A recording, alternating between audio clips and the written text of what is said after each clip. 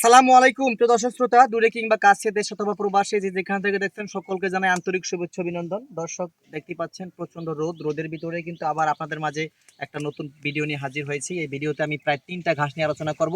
আপনারা সবাই মনোযোগ সহকারে ভিডিওটি দেখবেন। দর্শক দেখেন, এই যে যেটা ঘাস দেখাচ্ছি দর্শক, মাত্র কিছুদিন পূর্বে একটা কাটা হয়েছে, আর কত সুন্দর করে আবার সাই সাই করে ঘাসগুলা বাড়ছে। একেবারেই মনে হচ্ছে তুলোর মতো নরম। এই ঘাসটা খুব সফট দর্শক, একাকার হয়ে যায় দেখেন চাপ দিলে। প্রচুর রসালো এই ঘাসটি। আপনারা জানেন এই ঘাসটা হচ্ছে ইন্দোনেশিয়ান স্মার্ট নেপিয়ার ঘাস। এই ঘাসটা সারা বিশ্বের ভিতরে যত ঘাস আছে সবথেকে ছোপালো, মানে একটা ঝাড়ে সর্বাধিক পরিমাণ কাঁচা ঘাস পাওয়া যায় ইন্দোনেশিয়ান স্মার্ট নেপিয়ার ঘাসে। এই ঘাসটা কাদের কোন পশুর জন্য সবথেকে পারফেক্ট আমি একটু বলে রাখি। বিশেষ করে যারা ছাগল, ভেড়া, গাড়ল পালন করেন, ছোট প্রাণী পালন করেন, সেই সব পশুর জন্য এই ঘাসটা সবচেয়ে সেরা। কারণ এই ঘাসটা খুবই সফট, নরম, একেবারেই নরম।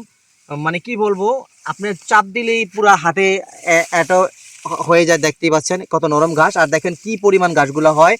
একটা গোড়া থেকে প্রায় 5-7টা করে চারা হয় দর্শক। এই দেখেন 1 2 3 4 5 6 7 8 9, 9টা চারা হয়েছে মাত্র 2টা গাছ থেকে। তার মানে বুঝতেই পারছেন এইরকম এই ঘাসটার এই যে ফাঁকা জায়গাটাও কিন্তু থাকবে না। যতটুকু পর্যন্ত এটা ফাঁকা জায়গা থাকে ততটুকুই কিন্তু ঘাসে ভরপুর হয়ে যায়।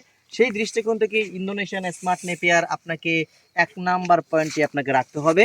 যদিও ঘাসটা উচ্চতায় ছোট, কিন্তু অনেক ছোপালো, অধিক পরিমাণ ঘাস এবং প্রোটিন পার্সেন্টেজ 22 থেকে 25%। দর্শক, আপনি একটু পাশেই দেখেন, এই যে এই পাশে দর্শক আপনি আরেকটা ঘাস নিয়ে আপনাদের মাঝে হাজির হয়েছি।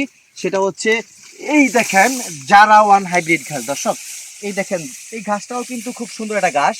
স্মার্ট নেপিয়ারের পাতাটা একটু চ্যাপটা, এই আর যারা চাপ পাতাটা একটু একটু চিরল।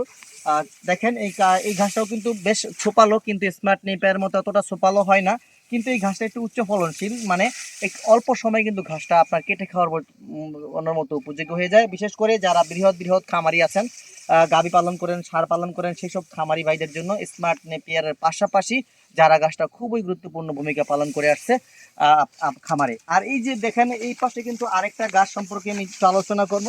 দেখেন এটা হচ্ছে আমেরিকান গুয়াতেমালা ঘাস। আপনারা জানেন এই গাছটা এখনো সারা বিশ্ব জুড়ে আপনার চাষ করেননি খামারিরা, যেহেতু নতুন ঘাস।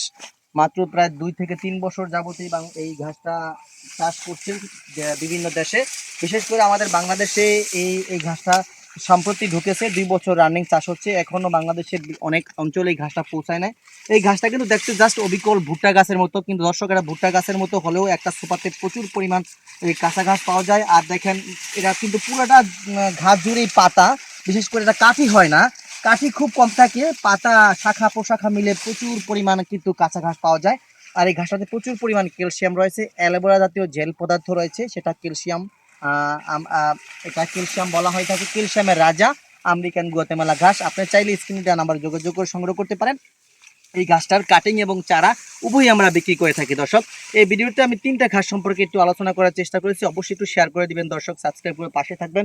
এবং যদি কাটিং সংগ্রহ করতে হয়, চারা সংগ্রহ করতে স্ক্রিনে দেওয়া নাম্বার যোগাযোগ করুন। সকলকে ধন্যবাদ।